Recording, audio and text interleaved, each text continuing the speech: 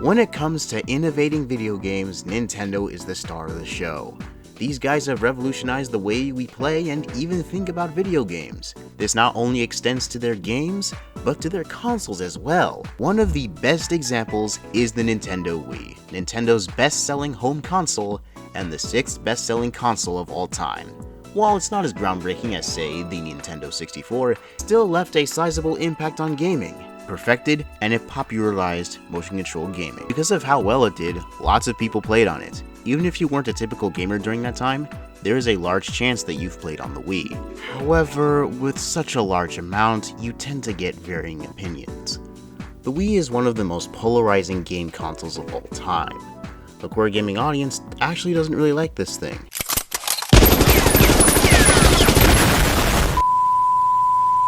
Many claim that the Wii is nothing but a gimmicky waggler of a console that was meant for casuals. While I can understand some problems that people have with the Wii, I believe that it's far better than most people give it credit for.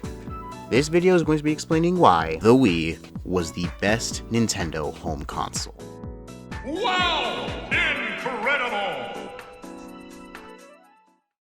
So, to better understand the Wii, we need to take a look at its history. Development for the Wii began in 2001, right after the release of the Nintendo GameCube. During the early stages of development, Shigeru Miyamoto decided that rather than aiming to compete against other consoles on graphical power, they would focus their priorities on new concepts for gameplay, and appeal to a wider demographic of players. Oh, and when I mean wide, I mean wide. More on this later. Working with Gyration Incorporated, they created a new type of controller based on Gyration's motion sensing technology. Satoru Iwata, who was president of Nintendo at the time, proposed that the Wii's use of motion sensors simplified the gaming interface, which made it much more accessible and easier to use. During this time, the Wii was under the codename Revolution. Get it? 'Cause it's revolutionary? All bad jokes aside, the Wii was unveiled to the public at E3 May 2005, which only showcased the console's size and the benefits of its size since the motion controller interface was still being developed. A year later, at E3 April 2006, the console's final name was released, the Wii. Wii from Nintendo means just what it sounds like. Wii. It's the sound of inclusion, the sound of every gamer you know and every new gamer who's going to join us. It's a giant leap for gaming, for everyone around the world. This is something you guys will see throughout the video. There are so many things about this console that emphasize how wide this thing's demographic was. Anyways, after a few months, the Wii released on November 19th, 2006, along with the pack-in game, Wii Sports. But I'll get to that game in due time. So that was the history of the Wii. So, why do people not like this console? Well, there are several reasons. First of all, compared to its competition, the Wii was pretty underpowered. The PlayStation 3 and Xbox 360 were much larger than the Wii and could support screen resolutions up to 720p and even 1080p. The Wii, on the other hand, could only produce a 480p screen resolution. Secondly is because of one of the console's biggest downsides: the online service. Nintendo has always struggled with online services, even to this day, and the Wii is no exception. The Wii's online was just okay for most games. There were games that worked really well, in fact, like Mario Kart Wii and GoldenEye 007 and Mario Kart Wii and GoldenEye 007. Yeah, there weren't a lot of games that worked that great with online. From what I've heard, most games worked, as I said before, just okay. However, when people talk about how bad the Wii's online was, they usually mention Super Smash Bros. Brawl. It was very laggy and filled with frequent slowdowns. It would even freeze at points. So yeah, the Wii's online, kinda blew. Now for the biggest reason that core gamers don't like this console: the motion controls. Motion controls are a gimmick. If there's anything a lot of gamers hate, it's gimmicks. The way the Wii was advertised made the motion controls seem way more precise than they actually were. Don't get me wrong, they worked good enough most of the time, but in some cases, they made games unnecessarily gimmicky. Added to the amounts of shovelware that exploited the motion controls for the sake of it, one can make a strong argument that the Wii is the main reason why motion controls are often frowned upon by many gamers. Okay, so the Wii has its problems. However, while the Wii is a flawed console, it is actually really good. I'd even say it's Nintendo's best home console. The Wii's design is so good. It may have been smaller compared to its competitors, but its small size saves space and it helps prevent overheating. As a matter of fact, Satoru Iwata claimed it appeals to parents who would want a small and efficient device in their homes. For the Wii's power, there is a reason why Nintendo decided to not compete against other consoles in terms of power. Game designer Shigeru Miyamoto explains this in greater detail. The consensus was that power is not everything for a console. Too many powerful consoles can't coexist. It's like having only ferocious dinosaurs. They might find and hasten their own extinction. Yeah, the Wii wasn't as powerful as its competition, but it was capable of producing some gorgeous modern graphics.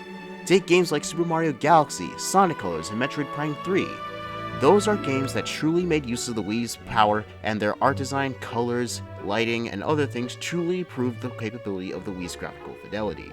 For the Wii's motion controls, I feel like their flaws are over-exaggerated. Most of the games on the Wii, or at least the ones I've played, use motion controls and they work perfectly fine.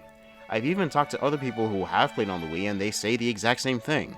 The only times when the motion controls are indeed bad, that can be attributed to bad programming within the game and not the controllers themselves. Speaking of controllers, let's talk the Wii Remote. Like the console itself, the controller is pretty divisive. People either say that it's the worst controller that they've ever laid their hands on, or they can tolerate it. My feelings about it go farther than simple tolerance. I actually really like this controller. It's so simple yet so versatile at the same time. An accelerometer, and an IR sensor to work the magic of motion controls, and all of the buttons are arranged in a straight line. The Wii Remote also opens up many ways to play.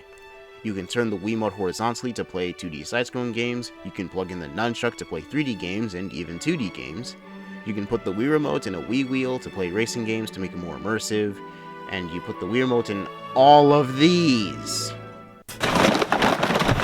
Okay, maybe a bit too many ways to play. But that goes to show how incredibly versatile the Wii Remote is. And hey, if you really hate using motion controls, you can always use the classic controllers.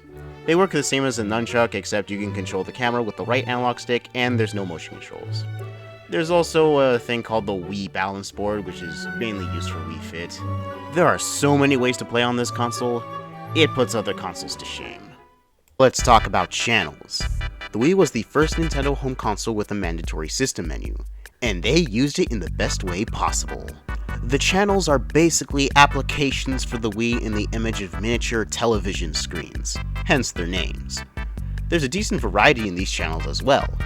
The forecast and news channels kept you up to date with the news and weather forecasts. The name channel makes a lot more sense with these two. The photo channel allows you to take photos and edit them with different effects. The Nintendo channel showed off different trailers of upcoming games, and you could also download demos of Nintendo DS games. The Everybody Votes channel allowed users to participate in opinion polls and even compare and contrast with friends and family around the world. For the most popular channels, the disc channel was how you launched a physical copy of a game. Once you put the disc in, the channel will play this splash screen provided by the game itself. It may not seem like much at face value, but there's a lot of charm to all of these. I have so many memories of just popping in my favorite games and seeing these fun little animations. These do a really solid job of setting the tone for the game you're about to play. Super Mario Galaxy! Aside from its music being so iconic and featured in so many internet memes, the Wii Shop channel gave access to the Virtual Console, which was a huge library of older Nintendo games on a digital storefront. There was also WiiWare, which allowed you to download smaller Wii games. You could even buy other channels like Netflix. Along with the Wii's backwards compatibility with the GameCube, the Wii was basically the all-in-one Nintendo system, and I'd argue that Wii handles legacy content better than its successors. Finally, the Mii channel. This was basically a character creator. You could either make yourself or you can make an entirely original character. Because of how accessible the Wii is, it's just good fun to sit down with friends and family and see what stuff you can make with this thing. And now we come to the best part of the Wii, the games. There might have been an abundance of shovelware on the Wii, but there was a ton of awesome games. I won't list them all here, but here are a few notable examples. Wii Sports, a launch title for the Wii that contained 5 sports simulations to demonstrate the motion controls of the Wii Remote.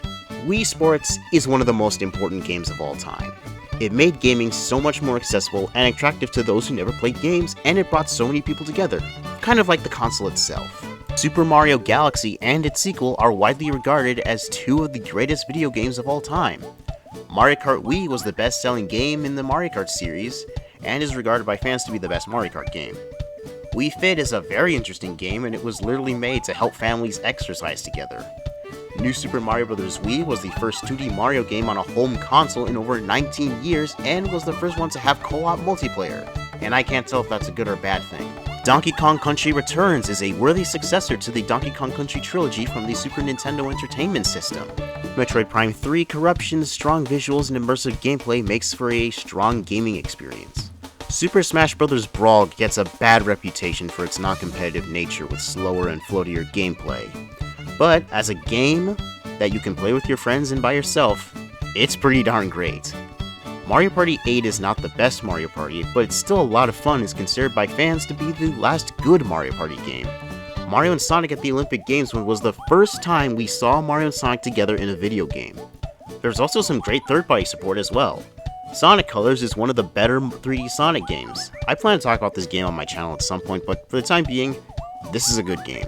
GoldenEye 007 is a very fun first-person shooter, and as mentioned before, it has some of the best online on the Wii. Just Dance 2 is a fun social experience with friends and a great way to get down to some of your favorite songs. Shovelware definitely takes up 9/10 of the Wii's library, but those games are rarely talked about in comparison to the Nintendo games and third-party games. And that, I believe, is a testament to their quality. Finally, the Wii was so successful because of its audience. It appealed to people who weren't typically gamers. The motion controls appealed to casual gamers because of how easy they were to understand. The motion controls imitated actual human motion, which just made them even more instinctive. This, along with Wii Sports, the best-selling game on the Wii, brought in so many people who didn't typically play video games and brought many friends and families together. It's also the reason why a lot of people are gamers today, such as myself, which probably explains why I love it so much. The Wii was indeed a flawed console, but it did so much right. From its channels, to the variety of ways to play, and to its amazing games, I could argue it was probably Nintendo's best home console.